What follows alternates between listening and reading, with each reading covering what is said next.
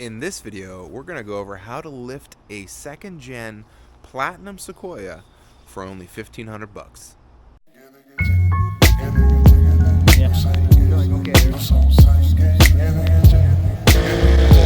Stop it. We're not saying that on camera. Alright, before we get started, I do want to let you know that the Platinums are a little bit different than any other Sequoia. You might even find some of these items on a limited model, and specifically what I'm talking about is rear airbag suspension. This video is going to talk about how to lift one of these bad boys front and rear with rear airbag suspension for only 1,500 bucks. I'm not a suspension shop. I don't have all the data that, let's say, an Eibach, a King, a Dobinsions will have. This is good old-fashioned driveway engineering. If you go down this path and you install this stuff on your vehicle, don't ask me for all the technical data. I don't have damping rates. I don't have valving rates. I don't have inner construction. You're going to have to go to other channels like Shock Surplus or even Dobinsons or Kings to get all that stuff. All these items are things that I'm currently running. You can go ahead and switch to anything you want. If you don't like the item I'm recommending, switch to an item you'd like instead. But at least I'm going to show you the path on how to do it for yourself. We're going to start with the front of the vehicle. And as many of you know, the Toyota Sequoia shares many things with the Toyota Tundra. The front clip on the Toyota Sequoia is almost identical in every way. There are some differences in the front transfer case, but I mean, like, we're talking about like the smallest little differences inside the gearing of the case. Other than that, everything from a Tundra fits on the front of this car, including skid plates, bumpers, caps, upper control arms, lower control arms, brakes, and that's even including suspension. We're going to start here to go over the easiest part of this $1,500 lift kit for a Platinum Sequoia. In order to show you what we did with the front, it's time to jack it up. Let's go. Kodak, thank you for the assistance. We're going to get this bad boy up in the air. Right, Bubba? Love you. You're a good boy. Now that we got the car in the air and the wheel off, I can show you what's going on in the front end of the vehicle. Now both sides of this car are the same. And the first thing we did was we threw on Eibach Tundra Pro coilovers. No, they're not brand new. This isn't a show car. We drive this thing a lot. These coilovers are a true coilover. As you can see, there's a threaded body here, and you can raise and lower the car. Now we have them set pretty high. These coilovers lift the front of the Tundra and the Sequoia up to 2.75 inches.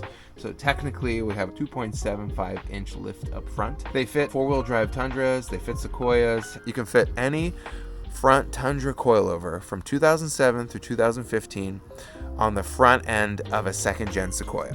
All right, before you go and say, well, what do you mean you can run Tundra Eibach coilovers on a Sequoia? They're not the same. Well, I'm pulling up a little specs here, and per Google, the four-wheel drive Tundra Limited quad cab, which is as close as I could get to a Sequoia, weighs 5,480 pounds, and a second-gen Sequoia Platinum weighs a little bit closer to 6,000 pounds, if not a little bit over, depending on the options in the trim. So what that means is, yes, these Eibachs are valved and ready to go for our giant behemoth Sequoias. In fact, you could argue they might be a little bit on the softer side because of the weight. Now, I've seen people online put the Eibachs on their car and complain that the ride quality is too firm, too stiff. I'm going to have to throw that one up to user error, because we've had this car for however many years on these exact suspension. We've wheeled, we've towed, and the car does not feel firmer than factory. In fact, it feels great. Yes, we've lost our ability to adjust the ride in the car with the knob, but the valving on these is fantastic. Eibach kind of sits in the middle of the market of a little bit softer on the initial 10%. It gets progressively firmer as you're cornering. If you want to feel a little bit more stiff on the cornering or sway, then I highly recommend getting a TRD front sway bar if you feel like these are just a little bit too soft up front. But I'm going to be honest with you here, they're not too soft up front and they're not too stiff. They're just right. And the retail price of these coilovers for the front, just for the two, is only 900 bucks. So that gets you 900 bucks, gets you a true coilover made for the weight of the vehicle made by Eibach with a huge warranty and a fantastic product. So boom, front 900 bucks right there. Keep that in mind because everything else is going to add on to that. One thing that I'm not going to discuss in this video because it's technically not part of the lift kit is the upper control arms.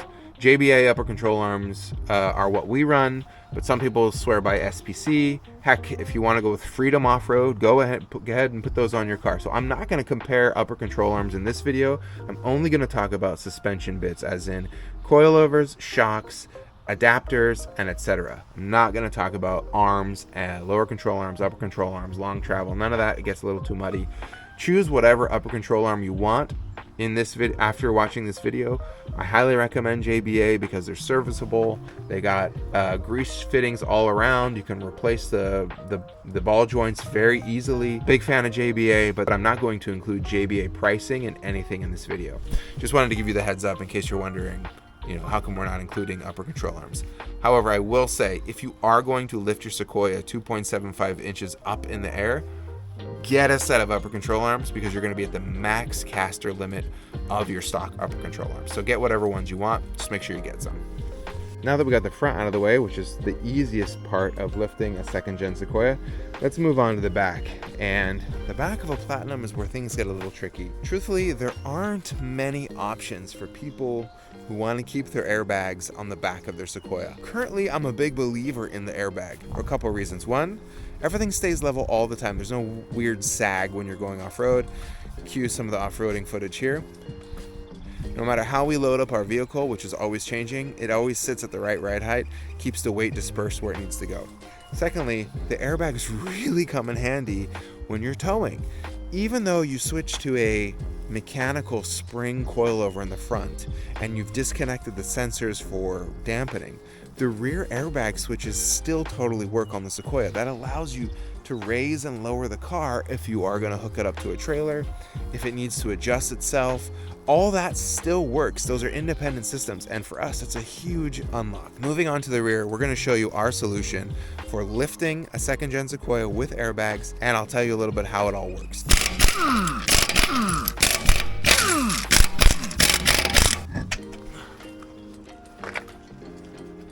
Here's the rear of a Platinum second gen Sequoia. Three main things here. You got a shock, you got a shock extender, and you have an airbag spacer. And so first and foremost, I'm going to talk about the airbag lifting spacers. These are from Tandem Off-Road. They go for around 300 bucks.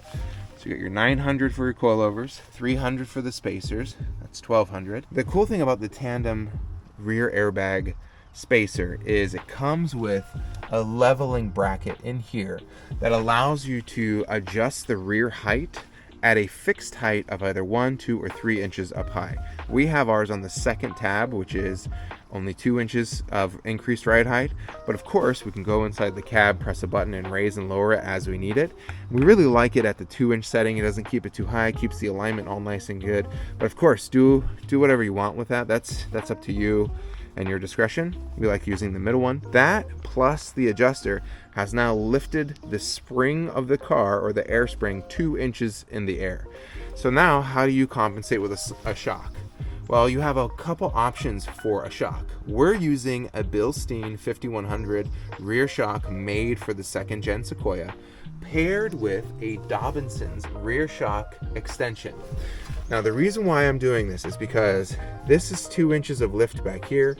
The Bilstein 5100s that I'm going to link in this video are only work for a vehicle that has 1 inch of lift, and since we're already at 2+ inches of lift, the droop of this shock isn't enough to cover the full travel of the arm. The bump stops are going to be fine, but the droop, it won't allow the shock to go all the way down. So what you have to do is you have to run a shock extension. Dobinson sells these rear shock extensions. They're 90 bucks. So let's round up to 100. So we have 300 for the rear shock spacer, 900 for the front coilovers. That's 1200. Then we're going to round up to 100 bucks. That's 1300. And the Bilstein 5100 is $100 a shock. So add that to both sides, and we're at 1,500 bucks. Now I know the rear shock is going to be a big point of contention for a lot of you folks watching this. If you're the guy on 2.5 Kings or 2.5 Foxes, you're gonna about to write in the comments saying, you really should go 2.5 because the weight of the vehicle, rah. Listen, dude, I get it. A larger diameter shock will help with heat dissipation, will have more fluid, it'll keep the shock cool. However, the Bilstein 5100 is made by Bilstein for the 2nd gen Sequoia. So it is already valved and already set to handle the weight of the vehicle. If you think you're going to take your 6,000 pound Sequoia and you're going to be pre-running in the desert for the majority of the time and you're going to be putting a lot of cycles through those shocks every day, then go ahead and get your 2.5 inch big boy shocks or 3 inch big boy shocks. They're going to cost a lot more money.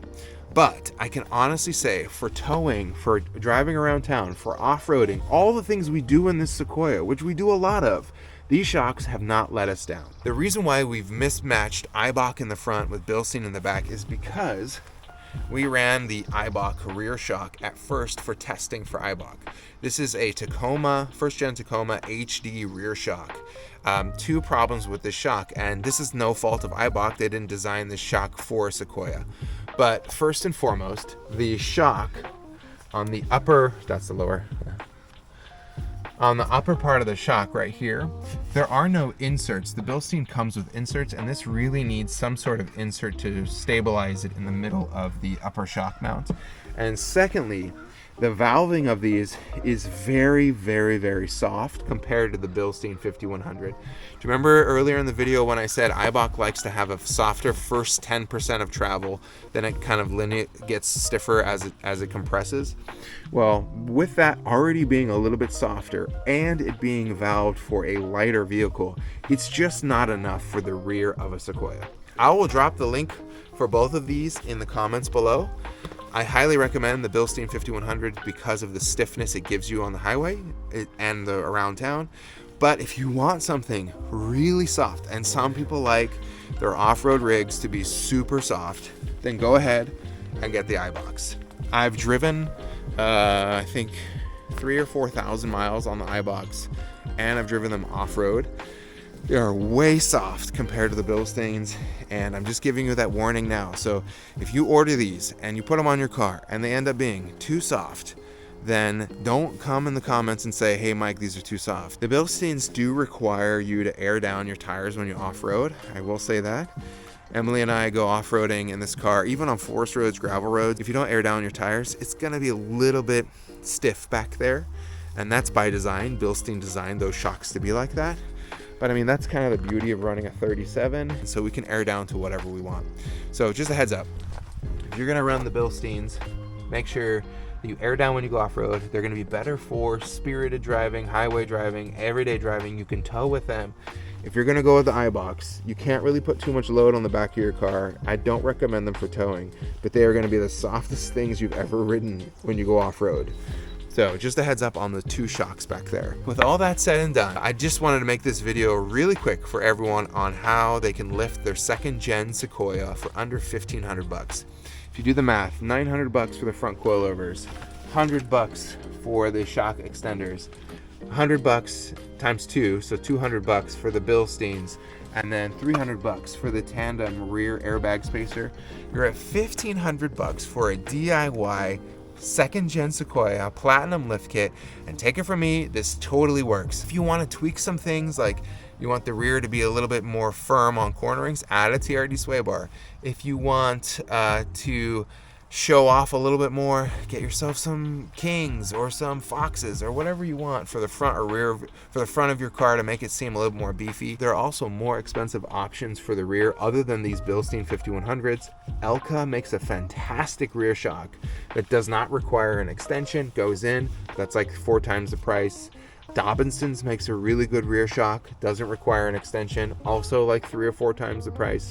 But if you just want to get something that's going to work every day, and take it from me, I've put on, I think, 30,000 miles on this rig, towing, off-roading, family trips, city driving, all kinds of stuff. And none of these components have failed yet, and they've worked fantastic. If you are planning on doing this and you really want to get some of these items, I'll put links in the comments below. I'm going to insert some footage of us off-roading this car now, so all you comment trolls can see that it works.